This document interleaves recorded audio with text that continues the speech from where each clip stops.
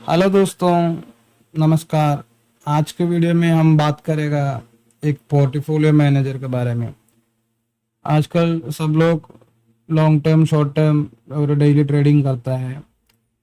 इसमें कोई किसी किसी के पास एक ब्रोकर होता है, किसी किसी के पास दो तीन ब्रोकर होता है। जैसा है आप स्टॉक्स हो गया और फाइल्स हो गया, ज़ेरोधो हो गया, ऐसा अलग अलग ब्रोकर्स होता है। अभी कोई कोई लोग उसमें जब भी पैसा बचता है वो एक थोड़ा थोड़ा स्टॉक्स खरीद के रखता है लॉन्ग टर्म के लिए, शॉर्ट टर्म के लिए। कोई कोई लोग म्यूचुअल फंड खरीद के रखता है। अभी इसका सबका जो प्रॉफिट और लॉस देखने के लिए एक एक ब्रोकर अलग अलग हम लोग ओपन करके देखना पड़ता है।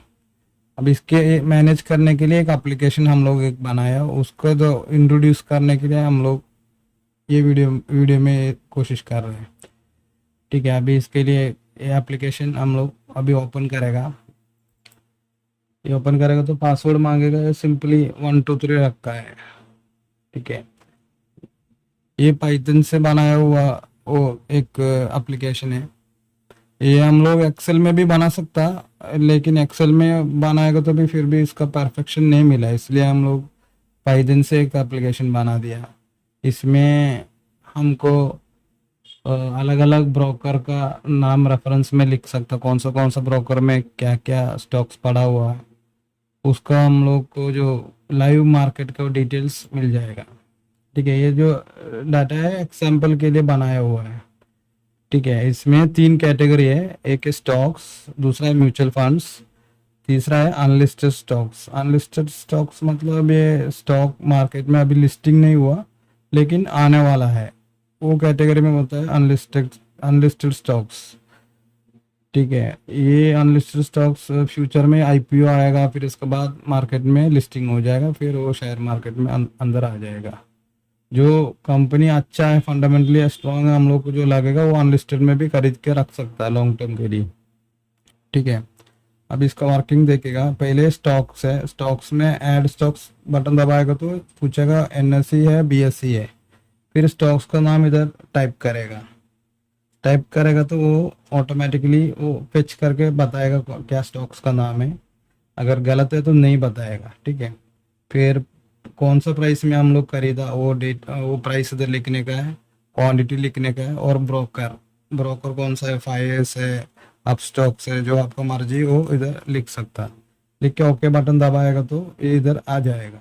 ठीक है, ये ब्रोकर का डिटेल्स है, ज़रोदा में इतना लिखा, वेंचुरा में इतना लिखा। ठीक है, इसको क्वांटिटी बाई प्राइस, ये एलटीपी होता है। ये मार्केट का जो करंट प्राइस जो होता है ऑटोमेटिकली अपडेट करता रहेगा। जैसे नेट कनेक्शन मिलेगा तो ये ऑटोमेटिकली अपडेट करते रहेगा।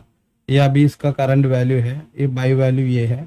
उसमें जो प्रॉफिट एंड लॉस और रेड कलर और ग्रीन कलर में दिखाई देगा। और ये कैटेगरी का जो चीज़ है वो इधर पहले जो डैशबोर्ड में जो पहले जो दिखा रहा है इक्विटी में, ये टोटल इन्वेस्टेड स्टॉक्स में कितना है, 2,95,000। ये पूरा स्टॉक्स का टोटल इधर आया। पूरा स्टॉक्स का जो profit and loss plus minus करके इधर आ गया।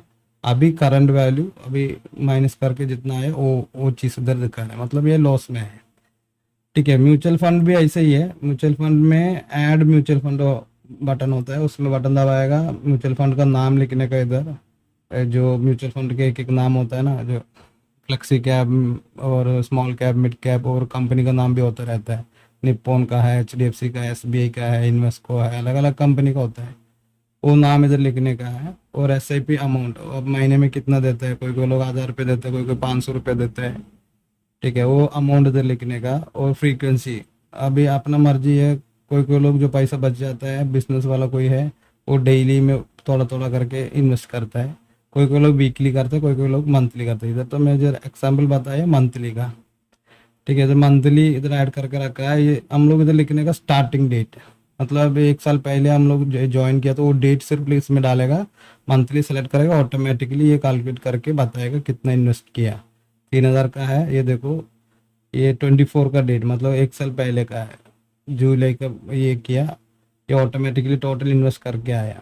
ठीक है, अगर आपको करंट वैल्यू मालूम है तो वो अपना ब्रोकर में कौन सा म्यूचुअल फंड आप लोग ये किया, ग्रो एप्लीकेशन, नहीं तो पेटीएम, अलग अलग एप्लीकेशन होता है म्यूचुअल फंड का, नहीं तो ब्रोकर्स जैसा एंजल वन हो गया, अब स्टॉक्स हो गए उसमें जिसमें हम लोग म्यूचुअल फंड ज्वाइन किया उसमें अभी का करंट वैल्यू दिखाई देगा। वो करंट वैल्यू इधर टाइप करके ओके बटन दबाएगा तो इधर आ जाएगा। ये आपको डेली करने की ज़रूरत नहीं, मंथली कभी भी जैसे आपके इन्वेस्टमेंट जाने के बाद एक बार चेक करके ये सेलेक्ट करके मॉडिफाई बटन दबा के सिर्फ करंट वैल्यू हम लोग को इधर इसमें अपडेट कर सकता। ठीक है, अगर आप एक्सिट कर दिया तो ये सेलेक्ट करके आप रिमूव बटन दबाएगा तो रिमूव हो जाएगा। ठीक है, इसका डाटा इधर आपको दिखाई देगा सेकंड पार्ट में, जिधर वो डैशबोर्ड है ना, उधर म्यूचुअल फंड के पार्ट में देखो टोटल कितना इन्वेस्ट किया, कितना प्रॉफिट हुआ, करंट वैल्यू कितना है। तो तीसरा है, हम पहले बताए अनलिस्टेड स्टॉक्स के बारे में, इसका बाई सेल पूरा चीज़ इधर दिखाई देगा। ठीक है, ये तो ऑटोमेटिकली नहीं है, हम लोग डाटा लिखना पड़ेगा क्योंकि ये मार्केट में नहीं आएगा। जैसा वो हम लोग लॉन्ग टर्म के लिए लिख के रखता है, गूगल में सर्च करेगा ये स्टॉक्स का प्राइस कितना, वो हिसाब से हम लोग करंट वैल्यू इधर लिख के रख सकता है। ये भी मॉडिफिकेशन मिलेगा, आपको चाहिए तो मॉडिफाई कर सकता है फ्यूचर में, अगर प्राइस बढ़ गया नीचे आ गया जो भी है। ठीक है, इसमें भी रिमूव स्टॉक ऑप्शन है, ये तीसरा कॉलम में आ जाएगा आपको डैशबोर्ड में। ये तीनों का टोटल इधर आ जाएगा, मतलब ये टोटल आपने इन्वेस्ट किया सारे ब्रोकर म्यूचुअल फंड स्टॉक पूरा मिला के, जैसे देखो इसमें ज़रोदा भी आ गया, वेंचुरा भी आ गया, पूरा मिला के आप टोटल इतना लाख रुपए इन्वेस्ट किया, उसमें इतना पैसा नुकसान में है, लॉस में, प्रॉफिट है तो प्रॉफिट दिखाएगा, और करंट वैल्यू इतना है। ठीक है, ये सॉफ्टवेयर अगर किसी को चाहिए तो हमारा कांटेक्ट करो, ये वीडियो में हम लोग इसका कांटेक्ट नंबर दे देगा। ये इसका थोड़ा सा नॉमिनल चार्जेस है, वो चार्जेस में आपको सॉफ्टवेयर खरीद सकता। इसको कोई लाइसेंस फी नहीं है, रजिस्ट्रेशन कुछ भी नहीं है, एक बार खरीद के आपको सिस्टम में इंस्टॉल करेगा तो आपको ये मैनेज कर सकता। ठीक है, अगर जिसको एक्सेल में बनाने के लिए मालूम है वो लोग एक्सेल में बना के चला सकता। ठीक है, ये तो फुल्ली ऑटोमेटेड नहीं है, सेमी ऑटोमेटेड बोल सकते हैं, क्योंकि स्टॉक्स का रेट पूरा इधर एलटीपी अपडेट होते रहेगा। ठीक है, ये आज की वीडियो में इतना ही है बस। हमारा वीडियो देखने में सबको सबको धन्यवाद।